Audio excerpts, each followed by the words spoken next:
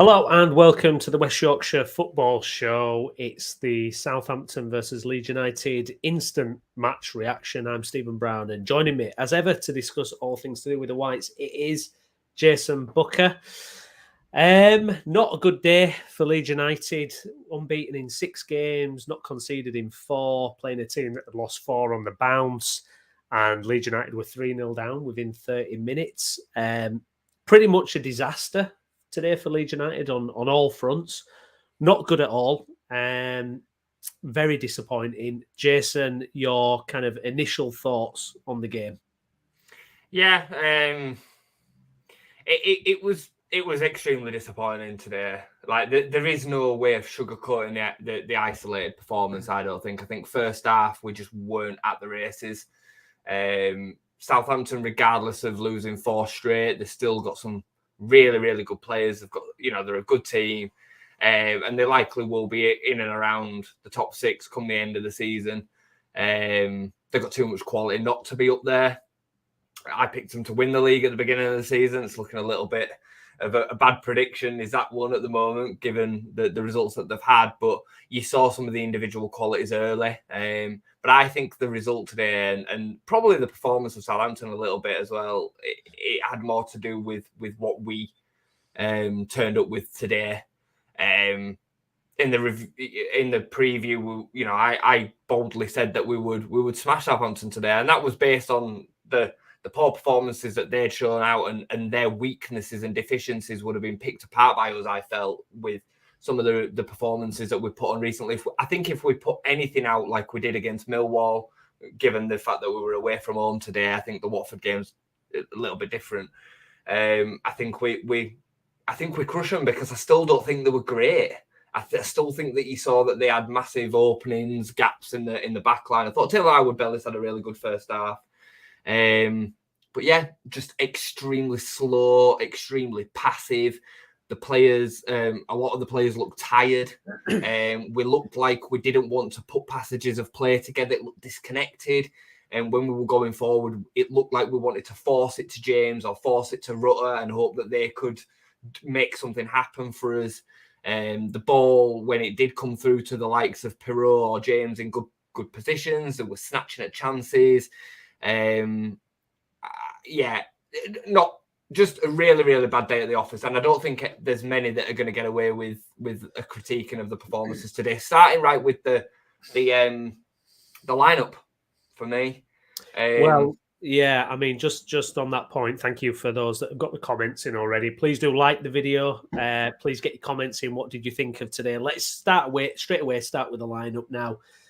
Initially, when I looked through the lineup, I saw that Shackleton had kept his place at right back, which I was happy with. I'm glad Ayling's out of the team, to be perfectly honest. And then I thought, oh, well, Cooper's kept his place. Obviously, he had a very decent game against Watford. But I couldn't believe that Joe Rodon was not back in that defence when he's been our best defender this season. As Gregory puts here, thanks for your comment, mate. Rodon not playing was terrible. Absolutely. I couldn't believe Rodon was not playing. And for me, the first goal is Cooper's fault all day long. If you're watching that again on the replay, Cooper's not in line with the rest of his defence. He's pushed up. He has no idea what's happening behind him. I thought it was staggering that Rodon wasn't back in the team, Jason. I mean, what did you think, first of all, Ayling not getting his place back and Rodon not reclaiming his place? I think it's the right call to keep Shackleton in. I didn't think he played well today. He wasn't overlapping. He even looked like he was sluggish today. We're not really getting around the pitch as well as he did, constantly cutting back in, which I get that, Southampton will force him into doing that when he's trying to carry the ball out. But yeah, Shackleton definitely deserved to keep his place. As for the decision at centre back, for me, it ain't even about Strike or Cooper. Like, it's and defensively is one thing. The problem is it sets us up to fail in the way that we want to start building attacks. You see it so often with Pascal. He's carrying the ball out on the right hand side because Cooper's not going to be the ball playing centre back. Frustrating. Strike's carrying it out, and he can't make the pass because it's on his right foot. The ball's coming over and he needs to clear it on his right foot, and he's uncomfortable. You can see that he's not comfortable playing in that position, and that's because it's just not natural for him to be shifting the ball or shifting his weight that side. It's not quite the same as the fullback scenario we had. We're playing a fullback on the wrong side, but it's similar. So for me, it was just an absolute no-brainer to bring Rodon back in. My point to you when we were messaging earlier was that I can understand wanting some experience within the starting lineup. I get it. It's an extremely young team. If you take Glenn Kamara out of the picture, who started today over Gray, he's 27. The average age of the team's like 20-year-old without Cooper on the pitch. You know what I mean? And I get it. So, but then play Cooper and Rodon.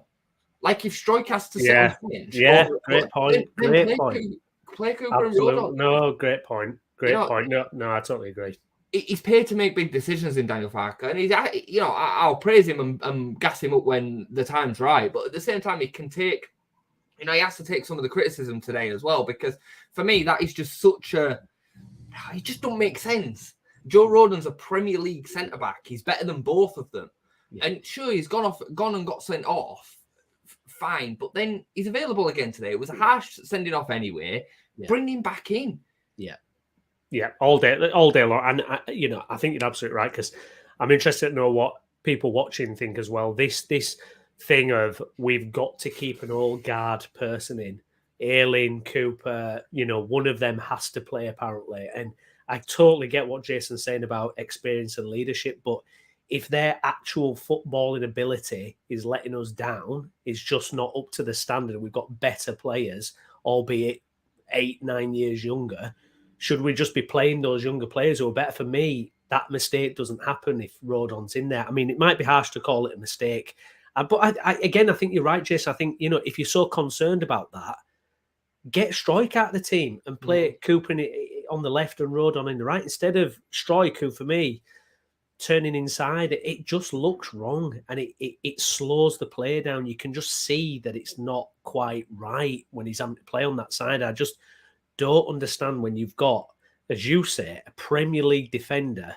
there who has been absolutely fantastic and is actually getting better and better as he goes along. Why kill that momentum? Yes, he got sent off unfairly, in my opinion. Why kill that momentum? Get him back in the team. I just don't understand. I really don't understand it. And it was a concern when you saw that Rodon wasn't back in the team. I think that raised a few eyebrows as it was. I think it's just the balance, the balance in it. Fergal's put there. What do they say? If you're good enough, you're old enough. And I get that. I hear it, but exactly. It's a combination of the team. Yeah, it's hard to see that as from a fan's perspective sometimes, but when you're talking about a team game and team environment, having some leadership out there on the pitch is important.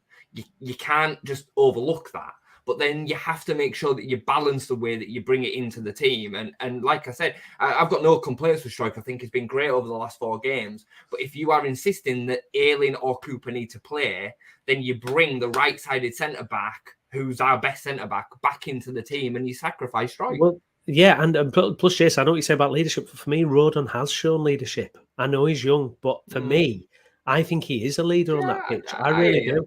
I think he has those characteristics for me, and I think this I don't know what it is with Leeds. It feels like every manager who goes in, it's like we have to pay respects to the old guard. And I don't think it's just Leeds or Browney. Look at Southampton today. I bet if you'd have been, if you'd have looked at Southampton fan channels over the last 4 weeks, I bet they're saying similar things that we're saying about Cooper about Bednarek. Like Bednarek's forcing. I mean, they played with 2 right-footed centre backs today. Bednarek alongside Howard Bellis. You know what I mean? Like I bet they're saying exactly the same things. It's still important to have them players in there. I'm not defending the decision in that I don't think Rodon should play. I'm just playing devil's advocate to the fact that you can't just have a team full of inexperience, So I see why Cooper is kind of shoehorned in, or Ayling is shoehorned in, and then Cooper had sit on the pitch. I do understand it. Just for me today, it was the wrong way about going about it. I'm the same, by the way. I would have started with Stroik and Rodon. Yeah. I'm not saying that I'm disagreeing with that decision. I'm just trying to say the rationale around thinking about it. Yeah. Let's get to some of your comments. Thanks for your inclusions there, guys. So Fergal, Leeds just never got into it, unfortunately. I thought that score would have been the opposite. I know that's what we all hoped, wasn't it? Michael, thanks for your comments. I think due to Leeds' unbeaten run, many start to get carried away. Also, given Southampton current form leading into this match, Southampton were a wounded animal and they defended deep after the first goal. Michael, the first goal was key, as any top team, which Southampton are at this level, despite the poor form, can control a game, and they defended deep, where previously they play a high line. I think we're flattering them. Talk to me about the press. I mean, they just swallowed Leeds up. I mean, they were all over us. I mean, from the first second of the game, they were up in our grill. We didn't have time to breathe. The ball. How many times did the ball end up going back to Melier, who just had to hoof it? And we'd lose possession, but in them moments, I'm thinking, where's the midfield? Where? I don't know. It's just we just couldn't handle their press at all, and I just. But Brownie, I think it had everything to do with the fact that we just weren't snappy, we weren't sharp, we weren't at it, because we've had teams that have come and pressed us this season, and we've put the ball into Ampadu, and Ampadu's turned it round corner and into Rutter, who's picked up a central position, and we're on the attack.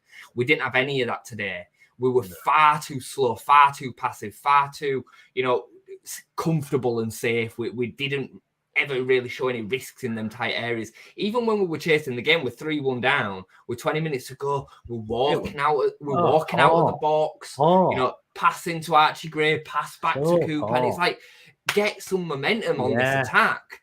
And it just looked like it was in all of their makeups today, all of their legs. I think, saying that Southampton were good today, I think he's probably flattering them a bit. I thought they had good spells in the first half, and they made the most of the chances. They were very clinical. I mean, their XG in the first half were 0.7, and they'd scored 3 goals. So that tells you that they've scored some chances that you wouldn't ordinarily score, I guess.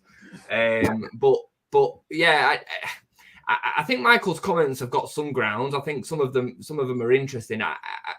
Southampton are still a really, really good side, and we've gone away from home, and we've still only lost once in 7. We've still only conceded. Bar today, we've still had 4 clean sheets on the bounce. Like, we don't need to have a full-scale meltdown because we've gone to Southampton and lost 3-1. I don't think. It's a disappointment today. It's a missed opportunity, but I don't think we need to be like, oh my God, this is it. I just don't agree with that. I definitely think Daniel Farke made some bad decisions today, 100%. But the way I feel about it is I look at Leeds today, I go, that is not a top 2 team. Agree. Because agree.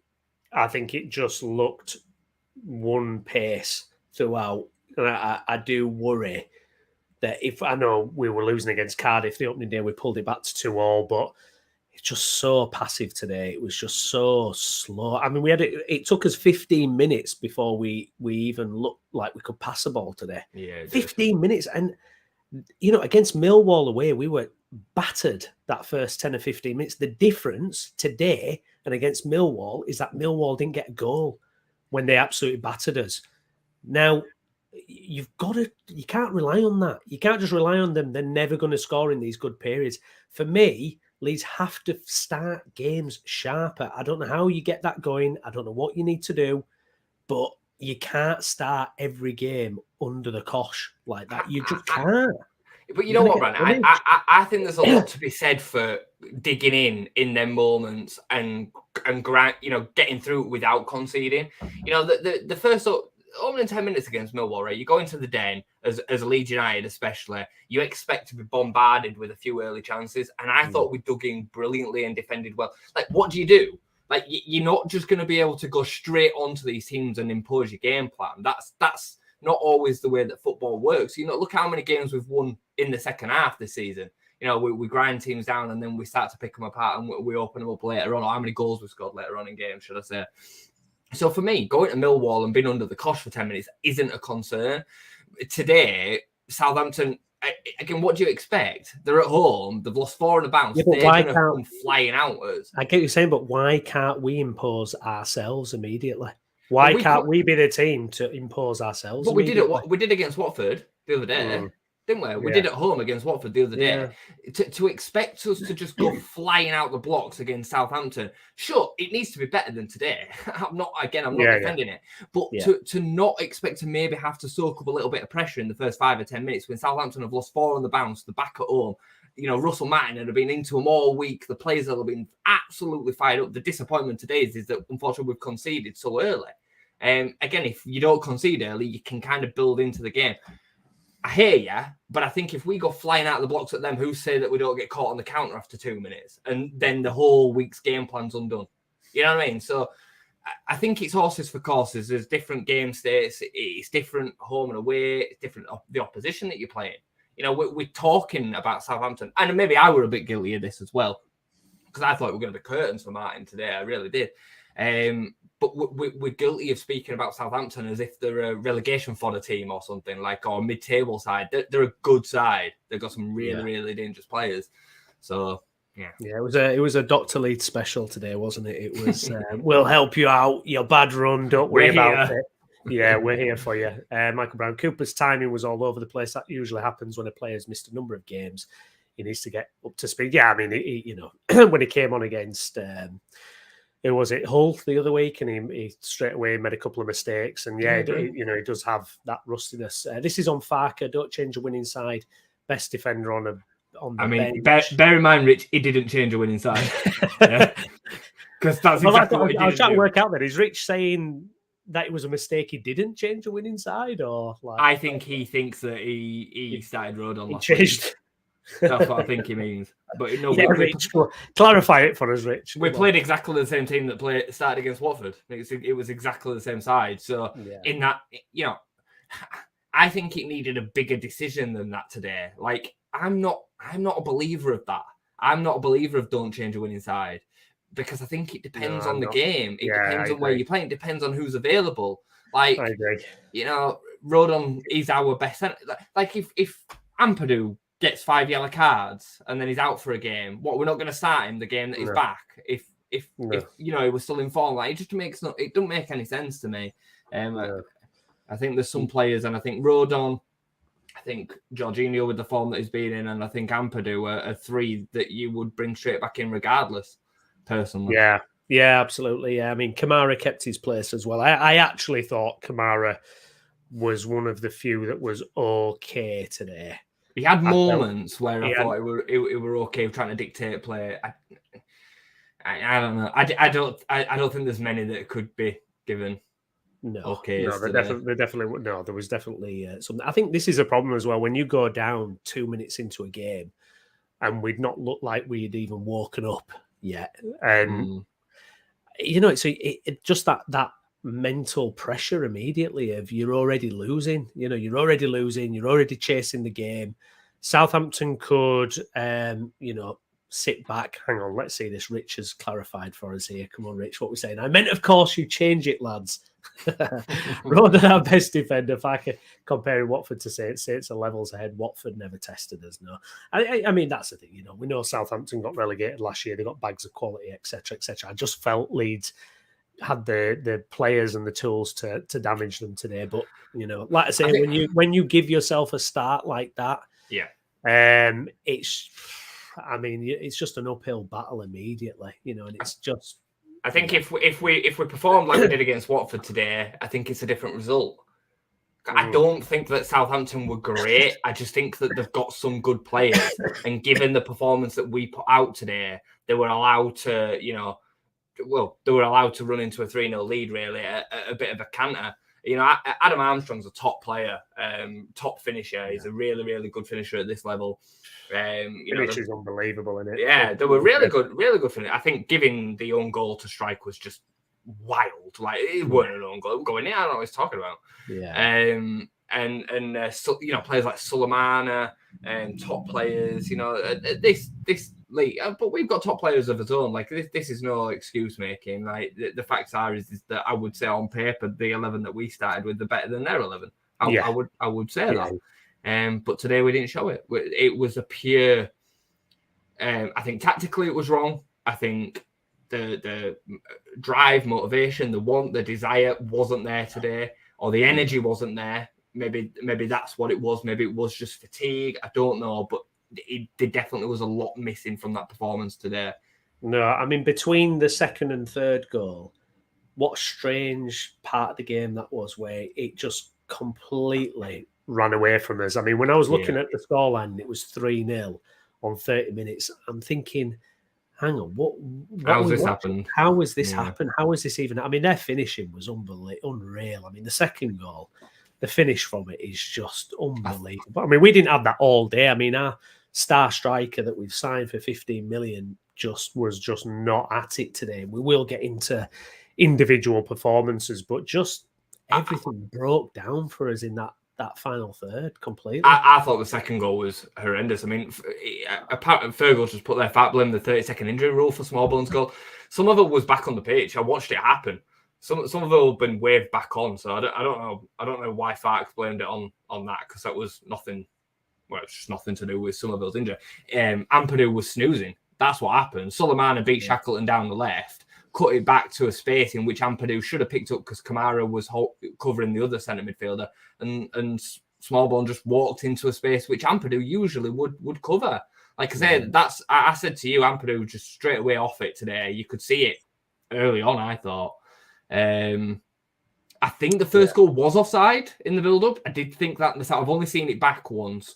Because I actually missed it because I've not managed to get the game on. I'm going to get this up and get it shared. Let's have on the left wing, it looked like he was offside in the build-up, but again, it's just irrelevant. That happens. Nonto scored one earlier on this season. The beautiful goal that Pirot scored earlier on the season. Nonto were offside in the build-up to that. Like it happens at this level. Yeah. No, absolutely. Kevin, afternoon. Browney Jayson, afternoon, mate. Not a great day so far. Do you like my top, by the way? I keep seeing him pop up, and it looks a little bit out of place because usually I have a Leeds shirt on or something. Feels fitting today, doesn't it? Do you know what I mean? Feels fitting today. Richard Positive is we have options now. It seems to be question Melier and Kamara next game. Wouldn't mind seeing Darlow and Gray in. I don't know. I'll have to see. I'll have to look at. We'll have to look at this goal. But yeah, it's kind of irrelevant because it's just. It doesn't matter. It doesn't matter, does it?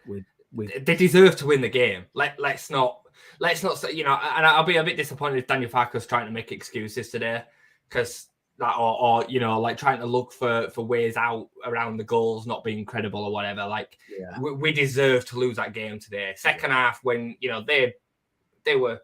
You know, so deep and so they were just kind of letting us have the ball. We never looked like we were going to drag ourselves back into it. Not really. Even when the goal went in, you know, you'd have thought that had have then spurred them on. They had over half an hour at that point. Yeah. So anyway, yeah. I mean, what for you? What was missing today? Then was it just mentality, energy, energy?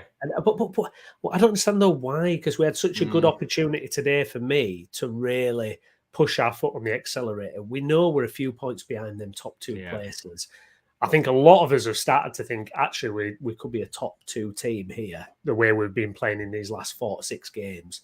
The results we've been getting, the unbeaten run, not conceding. And then you get hit by today, which kind of spins you off in another direction, going, well, you know, Preston, Leicester, Ipswich could be even further back to the top two, you know, and Leeds United in playoffs, we don't want that. I think energy was a massive part of it. I think the zip in the passes, you know, Ampadu made a pass out to Dan James today that were just miles off the block, went straight out for a throw in the far corner. Like later on in game, easy pass as well. Just that sharpness, and it was really really disappointing to see. But I think again, to kind of try and just contextualize it all, we have to remember that this is still early days, and we're gonna have days like this. It's still, you know, this team have been kind of thrown together in a short period of time. We've seen some really, really good. Birmingham and today were really, really poor. I thought today was worse than Birmingham overall, really. You know, whether it be legs, tiredness, I don't think it was that. I think it was just the things weren't clicking in the way that they have been over recent weeks. Disappointing to see, but like I keep saying, let's not have an absolute meltdown about it. Yeah. Well, Rich is saying here, if we're being real today, it was our biggest test when we played someone with real quality on the pitch and got schooled. Makes me wonder where we finished this season. I think, that is a great point in terms of the quality of the opposition were playing, it was a step up in terms of, you know, where Southampton have come, even if their recent results have been. I think Ipswich are a better team. Yeah, well, yeah, Ipswich were very impressive. I think Ipswich as a team are better. I think Southampton have got better individuals, which is why I think that we saw us lose the game today without Southampton having to play particularly well. Yeah. You know what I mean? Like there were moments in that first half, weren't there, that ended up resulting in goals, but they didn't. I don't think they had like major dominant. You think about the way that Ipswich played in passages of that game that we played earlier on in the season at Portman Road. Like it didn't feel like that, even though we ended up coming out winning that game because going forward we were so good that day. So, but they kind of dominated the general play, didn't they? They did. Yeah. Let's get on to some individual performances and let's look at some of these individual players and what they produced today. I mean, for me, someone who was completely off it was Joe Perreault today. So there were a couple of opportunities. He had a couple of stabs at the ball towards goal, didn't threaten. That hold-up play, those quick turns, that quick passing, did it a couple of times, but a lot of the times it didn't come off for him. Simple passes.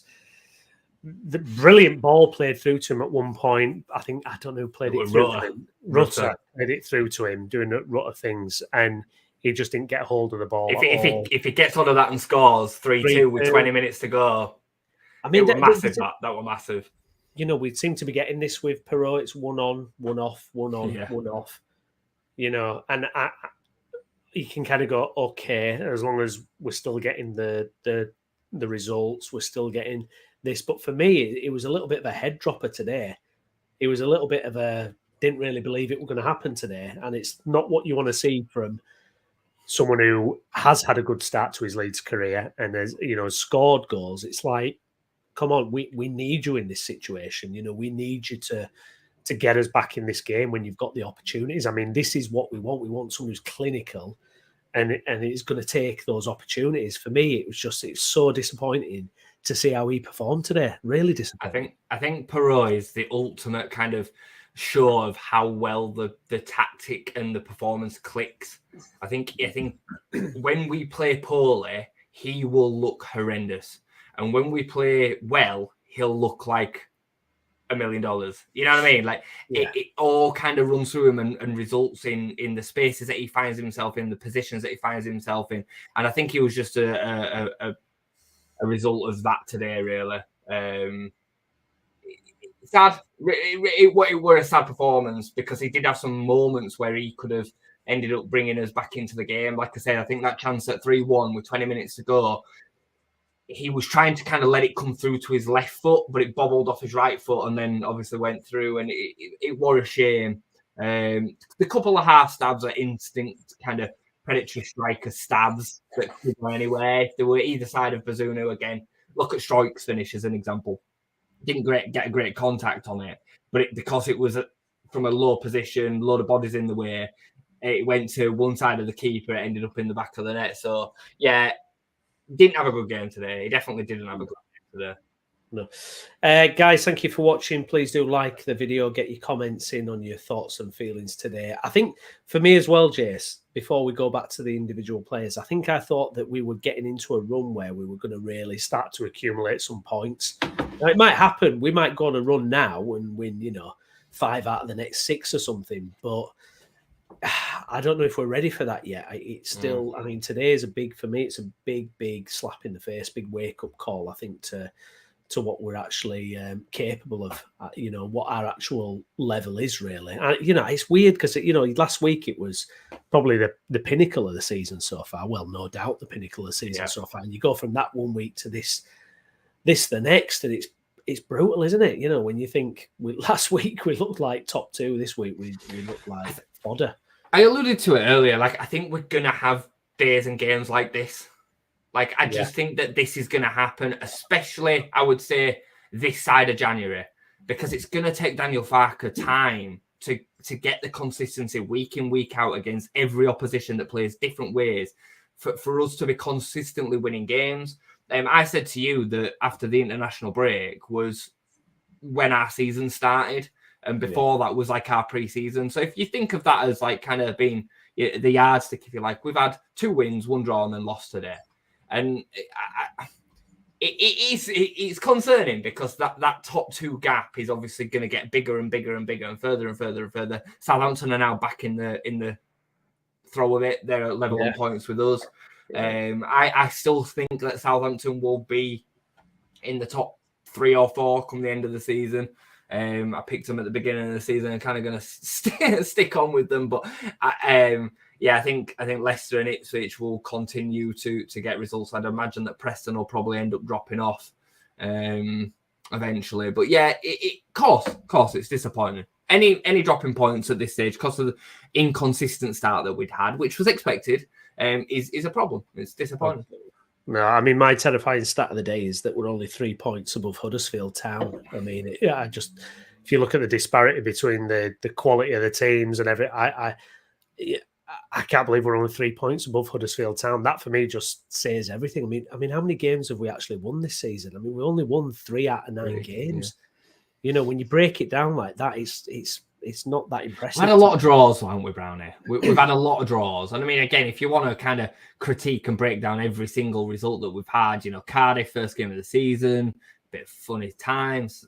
West Brom at home, we should have won. You know, what were the other home game that we drew? Sheffield Wednesday at home.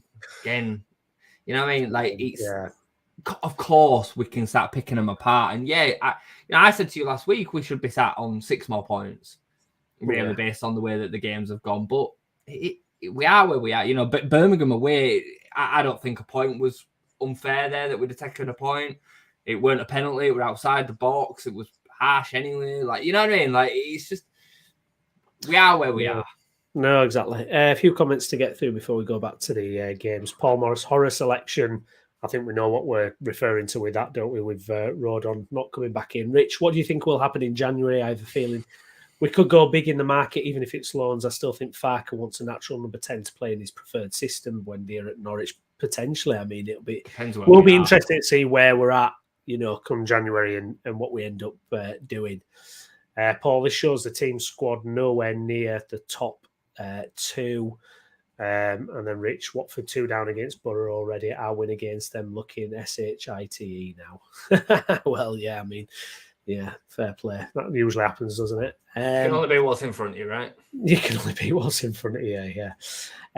Some of the performances then. Fullbacks today, Byram, Shackleton. I mean, you've mentioned already Shackleton, probably not quite on it. Byram, a little bit anonymous today, didn't really have much of anything, did he really? It was he didn't seem to quite have the same drive that he's had when we've seen him previous. There was one moment in the first half where he had the chance, he had a bit of space to get up the field, and he kind of hesitated a little bit, and it slowed everything right down, but didn't quite click, did it? I think again, he's a prime example today of me saying, like, there were so many 4 out of 10 performances, and Byron's been exquisite. Every game he's played this season, he's played extremely well. I thought he was poor today. I thought he was really poor. I thought he got beaten too many times down his side. Adam Armstrong were picking up spaces. I mean, he absolutely destroyed Byron for that 3rd goal, by the way. He had Byron twisting and turning and spinning all over the place. Byron had ended up on his ass. I didn't think he carried the ball particularly well. And then when he did get to the byline, him not being left-footed came to the fore, which we get away with most of the time because he plays inverted, but we got into a good space and he went to cross the ball and he scuffed it a bit and it was easy for them to clear. So, yeah, I thought him and Ampadu today by far their worst games this season by an absolute country mile. Yeah, no, absolutely. Dan James, I think probably we might have disagreed on this. I thought he had a very poor first half. I thought it was it was typical Dan James losing the ball, making the wrong decision. I did think he improved second half. I thought actually he was probably one of our main drivers of getting the ball forward. But then even when he has a couple of chances, the shots are just so non-threatening. Yeah. You know, I don't know. Decision making's, you know, always going to be questionable. And there were a couple of scuffed shots that he kind of took, one with his left foot. But for me, him and Rutter were the only 2 that come out with any sort of credibility today. James tried to make things happen. He tried to stretch the fullback. He did get into some dangerous positions. Him and Rutter interchanged well a couple of times down that right-hand side. Rutter were having to drop into right wing back at one point to try and get on the ball and make things happen. I'm not saying that Dan James had a great game or even a good game, but I'd say him and Rutter were probably both 6 out of 10s. Yeah. I thought, like I say, I'm not saying that he had a good game. Or interesting one from Kevin. Dan James is hot and cold, Harris. Yeah, I know what you mean. But Rutter. I mean, Rutter was a bright spark. I was annoyed with Don Goodman actually because there was a bit where Rutter beat their defender and then he shot, and Don Goodman's going, "Why is he shooting? There's all these Leeds men in the middle." But then when you looked at where the Leeds played, it was like, they were covered by players through a man. Do you know what I mean? He's not going to be able to do that. It's like, no, give over. I thought Rutter was the only one who looked like, for me, could make something happen. Yeah, it was on it again. It was on again, but he can't do it on his own. He can't. There were even in the last couple of minutes, he beat the player down by the far corner, far end corner, cutting. That was the chance you're talking about actually, when he then took a shot from a high angle. He had chance in the first half from long range, presumably a pretty comfortable save. But I thought he was still trying to pick the ball up in dangerous areas and make things happen. But he can't do it on his own. He literally had nobody to link it with today. I thought Somerville was very poor first half. He had one drive towards the end of the first half, which looked like he then got back on it. He's so brittle. Like, he just always down holding a shoulder or down holding something. I'm like, just come on, man. Have a bit of backbone. But it's what he is, isn't he? He's a tricky, small, diminutive winger. I get it. But I just think sometimes he just I do think our wingers and our forward players have got to learn that you're not going to get decisions easily in the Championship. Like Rutter is guilty of this as well. Yeah, he is. They'll flop over and look at ref. Yeah. It's like no. It's not going to happen. You're not in the Champions League or Premier League or wherever else in the top league, in the Championship. Where until they got their first yellow card today, Southampton, the referee gave us nothing. Nothing. Yeah, we didn't get any free kicks. There were sometimes where it's blatant and he didn't give it to us. And you just want to say to Somerville and Rutter and go, just don't even bother trying to win a cheap free kick. Just don't bother. It's absolutely pointless. I'm just going to fire back at Rich's comment there, right? Because I'll always say how I see it. So he's put James' ideal as the impact, so bundles of energy, but even his impact, his assist this season came late on in the game, super sub at best, right?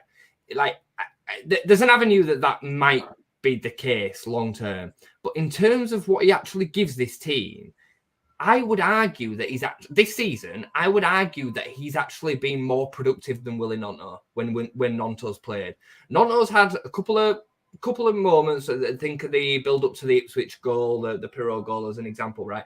But you've got to be careful that you don't get lost in the way that you're not giving the ball away or the way that you are giving the ball away. So Dan James will commit himself to the byline and try and cross the ball into a dangerous area. I would say 80% of crosses into the box are cleared, right? So you're going to give the ball away. What Gnonto does is he cuts inside and he gives an easy pass into centre midfield. Now, sometimes that's necessary, but what I'm saying is that in terms of the danger, you're going to have a player that plays like that give the ball away far less than Dan James. Do you get where I'm trying to come from? I 100% agree with that and I think Somerville's incredibly guilty of that as well, where it's dribbling, close control, fantastic close control, and nothing happens. Yeah. It passes back. And I think you're absolutely right. I think with Dan James, this is what I've said to you on previous, so it's like chaos because it's like, 3 out of 4 times the final ball's going to be horrendous, but then he gets that cross into Pirro. The cross into Rutter, something happen. The cross into Rutter at Ellen Road last week as an example, right? There ain't another winger. Maybe Jaden Anthony will do this. I don't know. But I don't think any of the other wingers, Somerville, Rutter probably would as well, because Rutter's got that in him. But Somerville and Nonto, then specifically, they don't do that. They don't cut inside and try and that left foot pass that Dan James did into Rutter. They'll pass it back, or they'll drive it down the wing into a bit of a dead end. Dan James is prepared to give the ball away, hear the moans and groans in the attempt to try and do that. Now, sure, the quality's not there sometimes, and sure, sometimes he makes the wrong decisions. But if you don't make them passes, you don't score goals. Nothing ever happens. Nothing ever happens. No, I mean, it's that fine line, isn't it? You know, you look at like a Man City and the fact that, you know, Pep never wants to lose that ball. He never wants to lose that ball. You know, you just wonder if it's that kind of thing. But yeah, I totally get you. I mean, Dan James, you know, he's willing to, like you say, hear the moans and groans, and he's willing to play that cross in, take a shot. you know, take a shot, and it very rarely comes off from that. You know, certainly from a shot point of view. But he does make his finishing's terrible. His finishing technique is the left footer today was just. I mean, you might as well just give Southampton free kick. Yeah. You might as well just go, right, I'll just pass it back to the goalkeeper, because what's the point? What is the point? Do you know what I mean? Who else have we got today then? Meslier, I mean... I'm not even... Let's not even talk about nothing, there were what he could do. Could he have stood up a little bit longer to the Armstrong chance? Maybe, but it was a quality finish. You know, like if your team score, like you say, what an unbelievable centre-forward finish that is. Nothing he could have done about the second. I don't think there even anything he could have done about the third. Let's skip over Meslier. Yeah, no problem. We actually put him in trouble a few times. Yeah, we did. The fact that we got marked out of the game. Who else? We got Cooper, Stroik. I mean, we've touched on them. The substitutions that came on, Jadon Anthony. Put a beautiful left foot cross in, actually. Yeah, did. That really was... when you saw it, you actually went, oh, a cross from that side of Rutter the pitch. Did well to nod it down, didn't he? And Pirro stabbed it at the keeper. It was like, wow, you know, to have that. Generally, what did you make of his impact? Anthony specifically? Yeah. I thought it was difficult for him to get involved in the game at that point. You know, given the way that we were playing and stuff. But he had a couple of half moments, like you said, that the cross was a nice delivery. I definitely think he's going to play a major impact. I think his end product is better than Somerville's. I think he will eventually play minutes over Cree, personally. But just specifically on the subs for Daniel Farke, I mean, it seems that, again, like Pirro's week in, week out kind of thing that we were talking about earlier, 1 weekend, 1 week off, 1 week on. Like, a couple of weeks ago, we're praising Daniel Farke for getting the subs perfectly. Then the next week, I'm complaining again. And then next week, I'm praising again. And then this week, like, I'm complaining again. Like, I cannot understand after that first half how you roll out the same team in that second half. I don't get that, because the energy and the spark that we needed weren't there from the 11 that were on the pitch. Make a change. Just make it. What would you have done at that point? I'd have probably brought Anthony on then, and given him a full 45 minutes. I'd have been tempted to bring Rodon on then, because it's not just about the defensive side of the game. Yeah. For me, it's how they build up, and Rodon is good at driving into midfield. It gives you that extra player that you then, you're overloading areas, because the centre backs taking themselves into positions to help create chances, and playing that ball with his right foot on the natural side. It makes a big difference. Like, Stroik can make a 5-yard pass with his right foot, but he can't pick them spots with his right foot. So yeah, I'd have definitely been tempted to make that change, and I'd have maybe brought on Archie Gray as well. A bit earlier. I know you said that Kamara didn't have a bad game. I don't think he did have a bad game, but I think we just needed that legs. We needed maybe you could have even brought Gray on and taken another attacker off and go maybe Rutter out wide with Anthony. You know, there's all sorts of things that you can do in that. Maybe you can take Dan James off. You know what I mean? And you play with Gray, Ampadu and Kamara together. You know Argument for Ampadu coming off, Gruev getting some minutes, do you think? And just sending a message to Ampadu, look, you're not invincible. Yeah, you're not you've had a fantastic start, but come on. Yeah, no, you might be right. Again, we didn't see Gruev, which, I don't know what that says. I don't know. stage of the game do you bring a defensive midfielder off and bring Gruev on for another defensive I don't know, but yeah, no, you might absolutely be right. You know, kind of a shot in the arm to him. Yeah, I didn't really understand the Bamford substitution, if I'm being completely honest, because it was pure minutes. Yeah, but it's like, you know, when it's 3-1 and you potentially got a chance to, as unlikely as it is, you put him on, but he wasn't. I mean, did he touch the ball? I don't think he even touched the ball. Not really. Did he? You know, probably once or twice. It's like, you know, I don't know. I didn't really bring. Well, I hear you, because for me, like at that stage in the game, bring Shackleton off, go 3 at the back with Byron in a back 3, and stick Bamford on up front. Like, but again, we're all managers, aren't we? Like, I mean, to be honest, I mean, I would have preferred to have seen Joseph in the matchday squad than Bamford, because I think, I don't know what we'll get him. I mean, we don't know what Bamford is now, really, if he's going to have any impact at all. Again, it's that, yeah, but he's the old guard. He's been around the squad for a long time. He's on a big wage. It feels more that than actual, where is this going? You know, for me, I would like to see Joseph be the next one under Perot or Rutter. It's my own opinion. That no, I respect it. I'm not saying that you're wrong with it either. I personally think that given Bamford isn't now relied on as being the number 9, being the first choice striker, I think he's got a big part to play, and I think he can definitely come on and influence games. He can play minutes if he can. I said this to you last week, I think it was, against Watford. You know, if we can get him fit and he can be consistently available, I definitely think he can have a part to play. He's still, you know, he's got pedigree. I definitely still think he's got a part to play. Think he's got a part to play. But again, that's only my opinion. I don't want to see him starting. I don't want to see him starting. I don't want to see him, you know, sacrifice Rutter or Pirro or whoever for him. But I definitely think he's got something to offer us. We're getting in some comments from Farke now, including why he didn't make changes at half time. So Farke, we could have been sharper, but I must congratulate Southampton. He mentions a controversy over the first goal / small bone second yellow, but not as an excuse.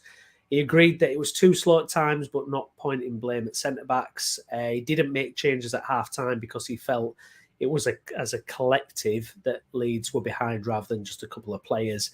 Big moment was Perot's miscontrol when through on goal. On Rodon not being brought back in, he felt last performance versus Watford deserved the same starting lineup. Mistake for me. Real mistake, that. You know, it's a bit short-sighted.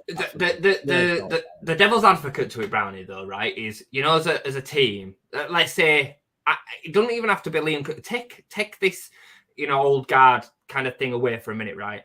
If I'm a player within that squad and I've been part of the best performance of the season, a 3-0 first home win of the league season against Watford, I've been part of that team. I've not put a foot wrong. If anything, I've actually played really, really well. And then, regardless of all that, I get dropped.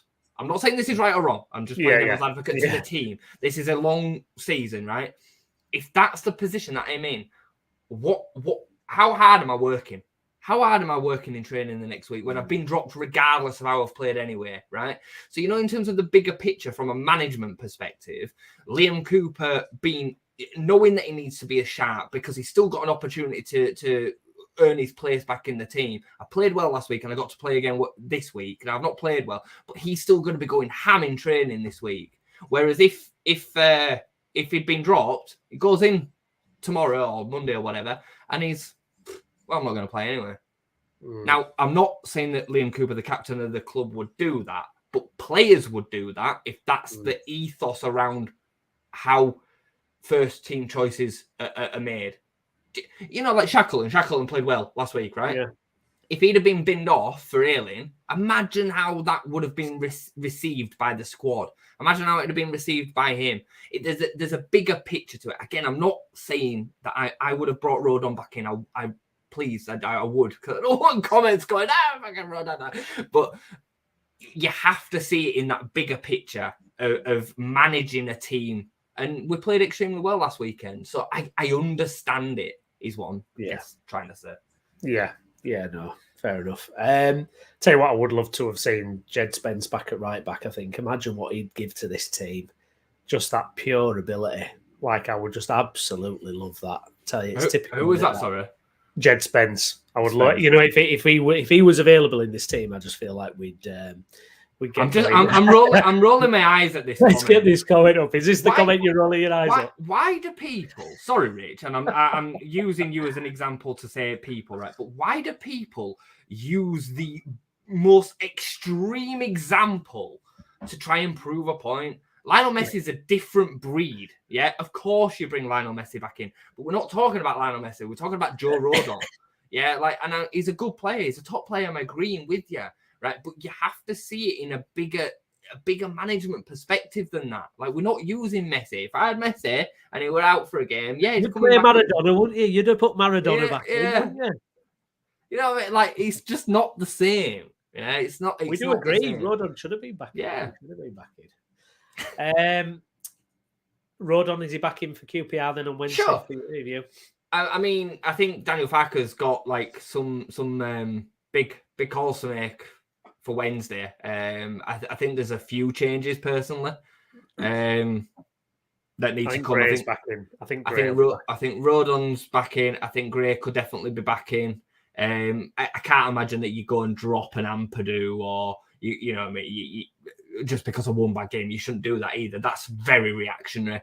I would really like to see Jaden Anthony start. Yeah, I would. Yeah. Whoever, you can have your opinion. Somerville, Dan James, whoever can be dropped.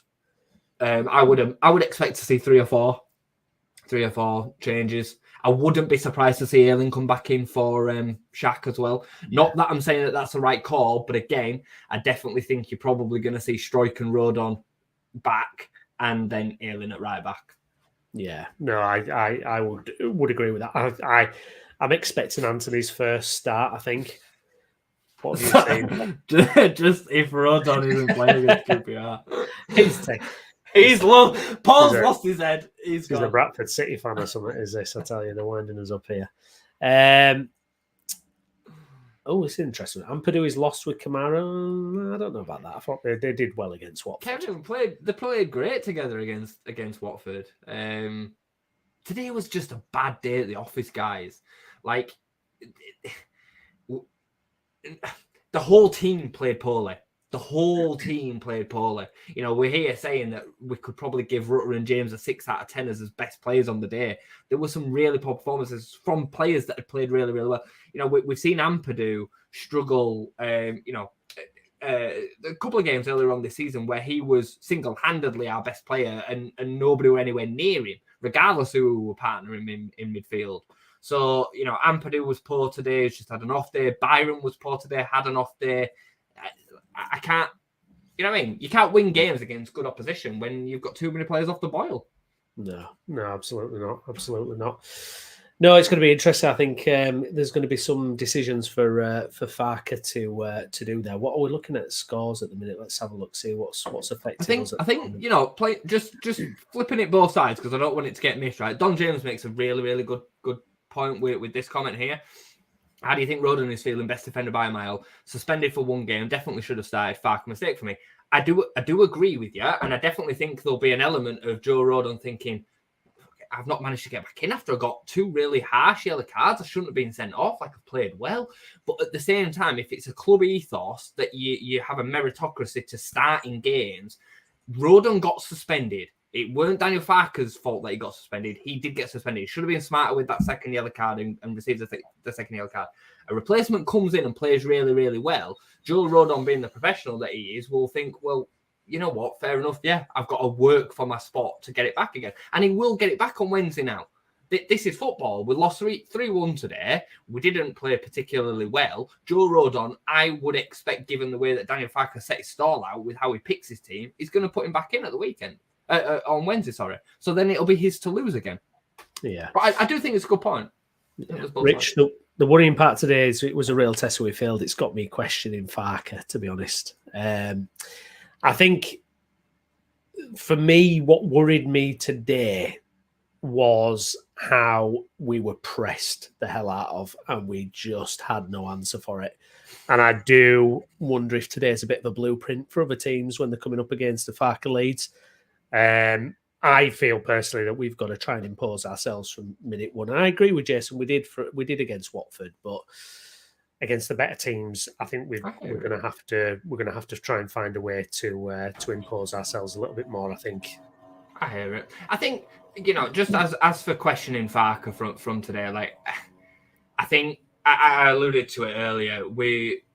1 week we're coming on and we're saying we agree with all the decisions. The next week we're saying that we don't agree with them. And the facts is that Daniel Farke is true to his beliefs. He sticks to his morals and his guns. We had a hero that did exactly the same things, and no matter who questioned and no matter what we thought, he still did them anyway. And I would much rather have a leader that led like that was flimsy, that was chopping and changing his beliefs and his ideas, because that isn't long term. He made some mistakes today that we can certainly critique as fans, but in the bigger picture, will it see us be successful over a 46-game season? I believe so. Yeah, I believe so. Where was our press today, by the way? Why? Yeah, it was why was our press so off? I mean, the amount of times Southampton were playing it around the back and we had one man kind of dancing between defenders, and then the ball went up the other end and they're down our throats. I mean, what happened to our press today? The crazy thing as well, Browney, is it felt like it was intentional, but maybe it was just, again, the energy levels. But that's how it felt. It felt like they were allowed to keep the ball 5, 10, 15 yards outside their own box with no press, which is something that we've been really good at. I mean, is that where Farke sat down with the analysts this week and thought, oh, they're dangerous, they've got the quality, despite recent results, we better pay. Were we too respectful to Maybe, yeah. I thought Kyle Walker-Peters were fantastic. I thought he was the man of the match for me.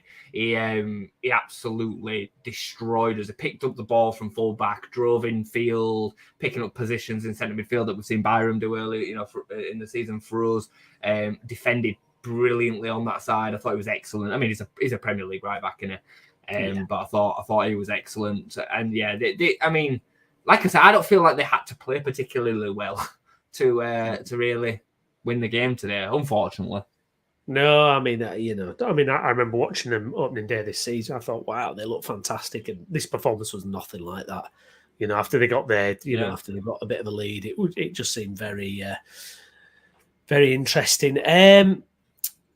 Let's have a look. Paul Morris, we ain't getting better than Farke. We don't want... I mean, the thing is, come on, guys. Now, Farke, the way he's managed the summer, the way he's managed the situation. I mean, it's not like Leeds fans to be a bit reactionary, is it? People questioning Farke on that.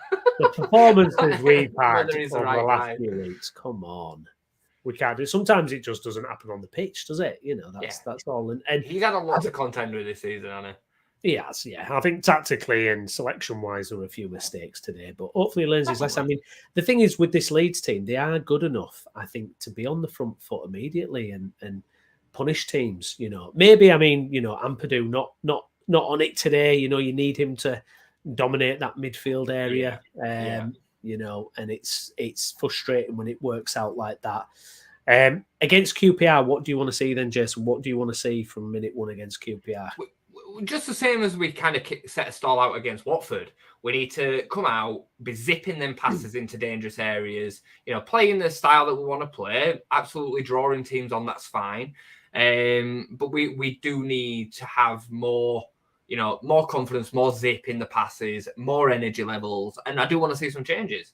We definitely deserve 3 or 4 changes within that team. Again, I was saying earlier about the meritocracy to the team. Well, they've played poorly today. So if some of the players in training that are not getting chances so far are fired up and ready to go this week, then they should earn a spot in the team after today's performance and result. It's simple as that for me. So, yeah, Rodon back in, whoever alongside him. Like, for me, it's Stroik, but, Gray back in, personally is what I would do. Not that I think Kamara's, played terribly or anything, but I think Gray deserves his spot back in the side. And I would like to see Jalen Anthony. Yeah, I would love to see from the start. Yeah, I would love to see Jaden Anthony. Just checking to see if Farke any more comments coming in from the press conference. It's funny, actually, isn't it, with Southampton as well? That could be a big turning point for them, couldn't it, really? That could kind of fire them up to a decent run now, unfortunately, couldn't it? They're a good side. They've got some good players in that team. I think Russell Martin's still got a lot of proving to do in terms of what he how he sets his team up and the style of football that he wants to play. It's notorious that it takes a bit of time to get clicking, but he's got some quality in that team. They'll be up there. They're going to be in and around. We haven't lost to a mug of a team just because they've lost 4 in a row today. We've still lost to a team that will almost certainly finish top 6. Yeah, and we've got a busy week as well. It's QPR Wednesday, and then it's Bristol next Saturday. 2 home games. Homes. Yeah, to back-to-back home games, which is good. And you're looking for 6 points, aren't you, there, really, Jason? Absolutely. To get us back on track after today. Again, the same as going into the Watford game. I said it were a huge game. I think QPR especially going into that game is huge now on the back of today. Back of today's performance as well, not just the result, because we could have gone to Southampton and lost a tight game today and played much better. It was never inconceivable that we would potentially lose today. Like they've got some good players. So yeah, huge couple of games these, and hopefully we can come out with 6 points and really kickstart our season again. Not kickstart. Let's not. We've lost 1 game in 7. It's not a kickstart, but I think it's really important that we do react to this and go and win these next 2.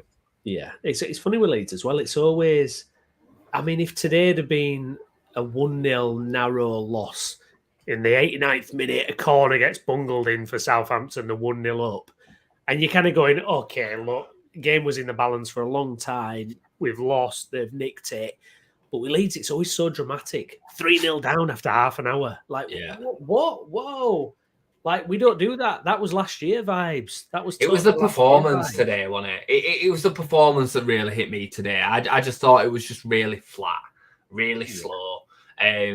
Even against Birmingham earlier on this season, you could kind of excuse that performance because of the starting lineup. We had Shackleton at right wing, Paveda were playing, like we were missing players, and we'd not signed, we'd not recruited a lot of the signers. We had 2 keepers on the bench and 5 subs, I think it was, you know what I mean? So we were up against it a little bit, and they were full of beans. At St Andrews, their first home game of the season, won it under new ownership. So it was just a shame that it was so flat. Absolutely. Fergal, I will get to the one that you're shaking your head. Rich, man. I still reckon top 2 is available. Let's get to this one. Rich, Jason, a Farke sympathiser.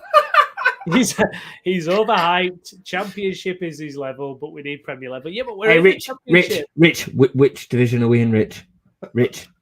We're in Premier League coming to Leeds. We're in the Championship. We've got the most successful Championship manager ever.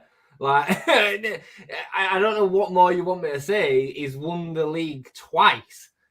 Only Mick McCarthy has ever done that, ever. Yeah. Let's worry about the Premier League when we get to the Premier League. Like, we can all have his arguments and as back and forward about whether he had the resources to do it in the Premier League at Norwich or not. I don't think he did. I think he should be given a chance should he get us there. I'm not saying that I think he's the right man for the Premier League either, but we're not in the Premier League. No. Like, there isn't a manager that I would want more other than the big man. I'd have him back over him. But there isn't a manager more qualified to do this job. Not Maresca, not Russell Martin. Yeah, none of them are more qualified to do this job than Daniel Farke. No, and he, regardless of your opinion, he's within the top 5 managers in this division with Kieran McKenna, Maresca. How could you want Maresca more on paper than Daniel Farke? No, you couldn't. It's impossible. No, absolutely. I agree with that. Yeah. No, I mean, for me, the thing with Farke is one of the things that it's kind of been a recurring theme on our post-match reactions is, and sometimes we praise him, sometimes we don't, but not proactive enough in getting those subs on sometimes, and maybe mixing up formations and stuff. That's where I would go, come on. Browney, The thing is, and this is the thing with it, whenever you do content or you put something out on a social media platform, you stream, whatever, and you put your opinions out, right? People kind of pick and choose what they want to kind of go in at you at. I've spent an hour talking about all the things that Daniel Farke's done wrong today. I think he set us up wrong. I think he was wrong to not play Joe Rodon. Just me explaining his thinking doesn't mean that I agree with him. I think he got it wrong. I think he waited too long for the subs. I said when we were talking about halftime, he should have brought on subs at halftime. I think he made a mistake there as well. What I am saying is that I prefer a manager that is strict to his beliefs. Yeah. You know, he is seeing the game in a certain way. We want to enjoy his football, and we have enjoyed, you know, not losing in the last 6 games. It's been quite nice not conceding in the last 4. I will live and die by a manager that can prove and show, like he did at Norwich, like he has done in spurts this season. I will stand by him, just like I did with Bielsa. I was like, when people used to go mad about like Tyler Roberts playing and there's not being able to recruit somebody better than Tyler Roberts, I used to say, look, like Bielsa's coming out and saying this, we have to back him because he's shown that he's made so many right decisions. Yeah. Like I can get behind that. That doesn't make me an apologist just because I'm going to support and back it. But I'll also call them out when they're wrong. And I did the same with Bielsa. Yeah. So I'm going to stop ranting. It's fine. Just before we wrap up as well. By the way, how strong was that bench today? Got Darlow, Ayling, Rodon, Gruev, Gray, Paveda, Anthony, Gellart, Bamford. I mean, that is a strong bench, that wasn't it? It's the best bench we've had since before Bielsa, I would say. Yeah, absolutely. And it's doubly frustrating that we weren't able to do a little bit more when you've got a bench like that. Really, you know, it's a shame we couldn't kind of twist the game a little bit more. It looked like we were going to do it at one point when it got to 3-1. And we were in the ascendancy. It was kind of weird how it tailed off. Didn't you find that? We didn't kind of carry that on, did we? It just all felt so flat today. Yeah. I've said it so many times. Even after we scored, it didn't really feel like we were going to grab the game by the bull of, you know, by the horns of the bull, if you like, and go and win the game. The Pirro chance was massive. It was, you know, games are decided on moments like that. And Pirro takes that in his stride and scores 3-2, 20 minutes to go. That place is a different place, and the lads are all of a sudden get a second wind, but it wasn't there from moment one today, for whatever reason, and that's Daniel Farke's job. That's why he's paid the big bucks to go and sort it this week and make sure that that's not the case on Wednesday. I will be fascinated to know what Swansea fans say about Joe Pirro in terms of that level. Like, was he like that at Swansea where it was like a good week and a bad week? You know, it's interesting because he has like a 1-in-2 goal record, which is outstanding. But Brownie, we've said it for years, haven't we? That we want that person that is capable of putting the ball in the net, and that is what Joe Pirro does. He isn't going to be this super silky, really attractive footballer all the time. We've had him before. We spoke about it before. Chris Wood, Luciano Becchio. I'd put Beckford in the same category of them as well, in that they knew how to put the ball in the back of the net. But in terms of the other bits of the play and how involved they are in the play, it's minimal. Yeah. One thing I would say about the Farke appointment, and this is by no means disparaging or anything like that, I do think it was a more creative appointment that Leicester did by getting Maresca. I think that was a more out-of-the-box appointment than just simply trying to replicate something that had happened before. Is out-of-the-box necessarily good? Not necessarily, but I mean, you know, you could argue Bielsa was out of the box when we got him. I just wonder if, you know, that plays a factor. But hopefully over the course of the season, you know, the fact that we made a sensible decision helps. I agree with you. I agree. But, you know, and I think this goes for any Leeds fan, if you were given both of them like this at the beginning of the season, you pick. Do you want this one who's won the division twice, or do you want this one who got sacked at Parma after 13 games? That's his whole record. Yeah, he's been number 2 to Pep for a couple of years, but which one do you want? Every single one, I think, would have taken Farke. Yeah. So, like, and I think the same for Russell Martin as well. I don't really like Russell Martin's style. I think keeping the ball for the sake of keeping the ball isn't really that attractive to watch. No. We kept possession under Bielsa, but it was always with intent. And I think the same goes for the way that Daniel Farke plays. I mean, even if we went and lost to QPR, I won't be questioning Daniel Farke for his position. Not yet. Like, my word, like he's had to contend with so much at the beginning of the season. There's a long way to go yet. I'm not worried about the style of Farke. I just don't think it happened today. There were too many players that were having a bad day. No, exactly. So, I mean, go on. Sorry, mate. Yeah, go on. I was just going to say, like, my acca's through the floor today. I'm just having a quick look while you were chatting. Everton are losing at home to Luton, guys. Okay? Like, you know, that's how bad it could be. Preston. Back in crisis mode for Everton. Yeah. Preston, who obviously are up there, losing 2-0 at home against West Brom. You know what I mean? Southampton have gone through the last 4 games, obviously losing all of them and getting smacked in a couple of them. You know, they lost 5-0 against Sunderland. Sunderland looked really nice last night against Sheffield Wednesday as well. I know that doesn't take much, but they look good. But again, Sheffield Wednesday, you know, they've not won a game yet in the Championship. So and they drew 0-0 with us at Ellen Road. Leeds. Hey, but again, hold on. Just one more before I finish. Aston Villa beat Brighton 6-1 earlier on today. 6-1. That passed me by. What? Yeah. Villa 6, Brighton 1. Yeah.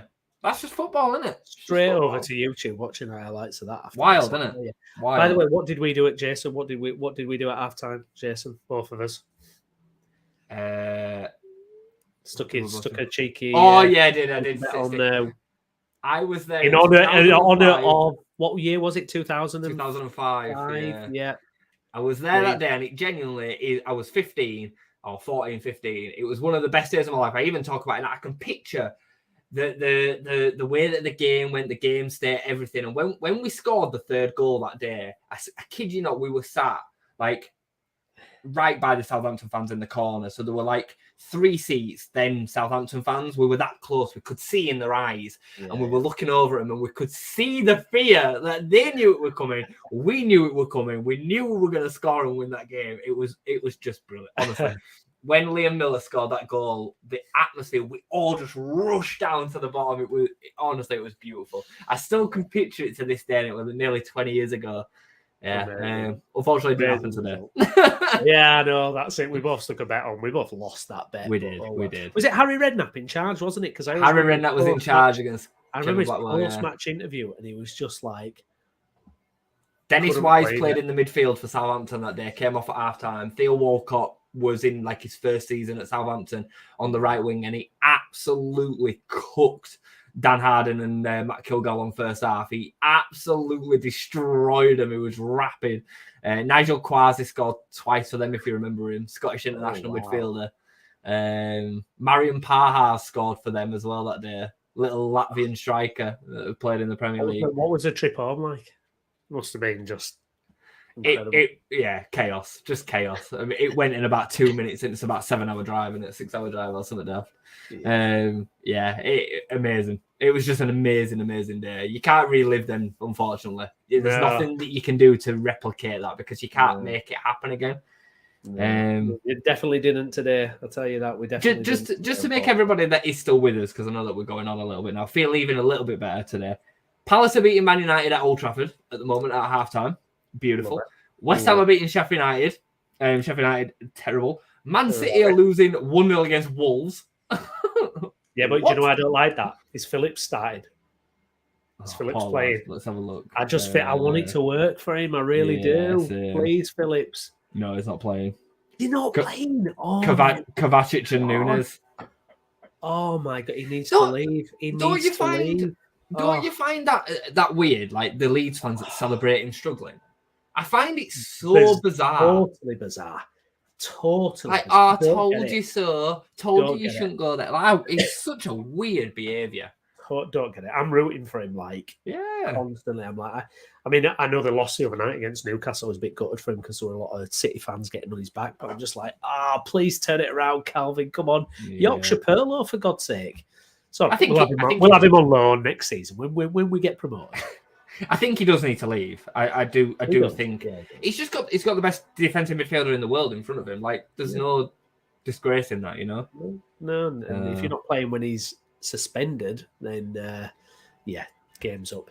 Yeah. Anyways, we're just about done on the stream here. Thanks very much for joining us. If you could like the video, subscribe to the channel for more content. We'll be back on Monday night, unfortunately. I will not. Are you not? Oh, you. Oh, I'm away, aren't I? I'm away on Monday, Tuesday, unfortunately. Yeah, I'm away on Monday, Tuesday. So I'll be back for the review on Wednesday if we're doing a post-match late Wednesday night. We'll be back. So you mean I've got to go? You've got to put up with that. Town and Bradford City fans on my own. Oh, bloody hell. Well, City are losing at home at Walsall at the moment. And Huddersfield are drawing 0-0 against Ipswich. So. Oh, that will be chaos. Chaos at Bradford City if they lose that.